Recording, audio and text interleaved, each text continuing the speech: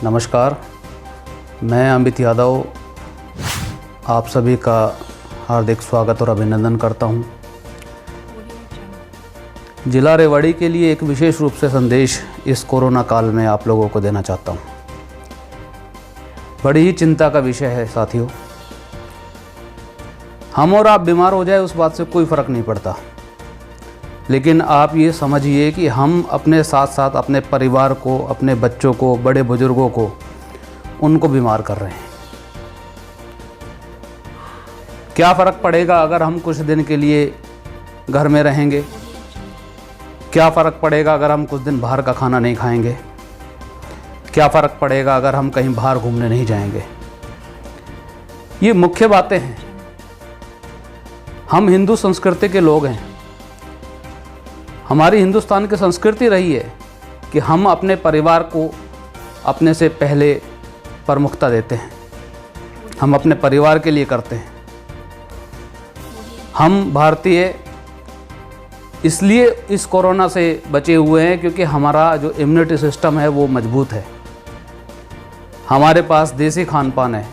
हम लोग फ्रिज का रखा हुआ खाना, फास्ट फूड, इन सब चीज़ों से बहुत कोसों दूर तक थे। लेकिन जैसे जैसे पश्चिमी सभ्यता आई, हम लोगों ने भी उसको फॉलो करना शुरू किया। आज दोबारा से समय है साथियों, हम अपनी जड़ों की ओर लौट चलें और इस कोरोना नामक महामारी से स्वयं को बचाएंगे तो ही हमारा परिवार बचेगा, हमारा समाज बचेगा, हमारा जिला बचेगा, हमारा राष्ट्र बचेगा। आप बाहर बाज़ार में जाते हैं तो कम से कम चीज़ों को छूइए, दूर खड़े होकर बात कीजिए। शारीरिक दूरी जो एक 2 गज की दूरी अर्थात लगभग 6 फीट की दूरी हम एक दूसरे के साथ बनाकर रखें तो इस कोरोना बीमारी से बच सकते हैं। मास्क कितना ज़रूरी है इस बात का पता हम लोगों को अब लग रहा है कि हम जब कुछ आपस में बात कर रहे होते हैं और हमारे मुंह से निकले हुए जो पानी की बूंदें होती हैं वो किसी दूसरे व्यक्ति को संक्रमित कर सकती है।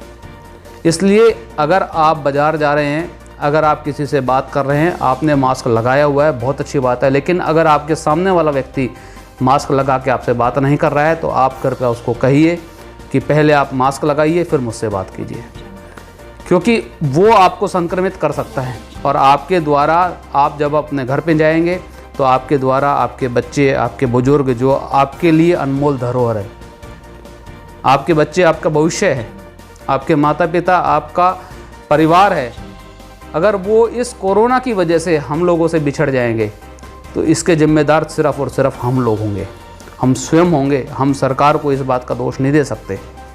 सरकार कितना आप लोगों को चिताएगी? कब तक कहती रहेगी कि सोशल डिस्टेंसिंग करो, आप हाथ धो, सामाजिक दूरी रखो, जहाँ ज़रूरी ना हो वहाँ ना जाओ?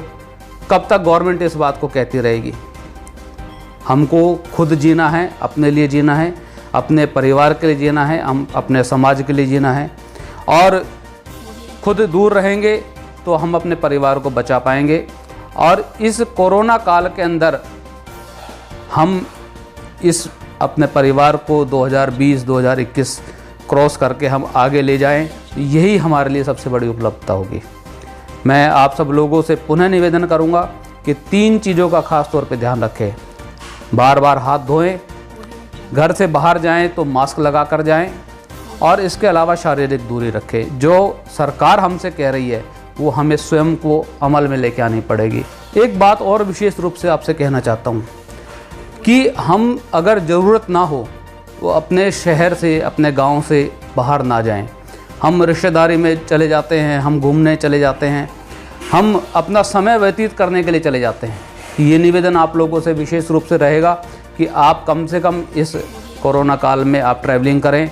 और अगर कहीं से बाहर से हमारे कोई परिवार का कोई सदस्य जो बहुत दूर रहता है वो हमारे पास आता है, या हम अपने परिवार में काफ़ी समय के बाद लौट के जा रहे हैं, तो अपनी ट्रैवल हिस्ट्री गवर्नमेंट से ना छिपाएं।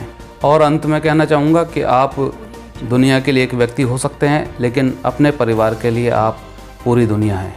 इसलिए घर पर रहें, स्वस्थ रहें, ज़रूरत पड़ने पर ही बाहर निकलें। आप सब लोगों का बहुत बहुत धन्यवाद। जय हिंद, जय भारत।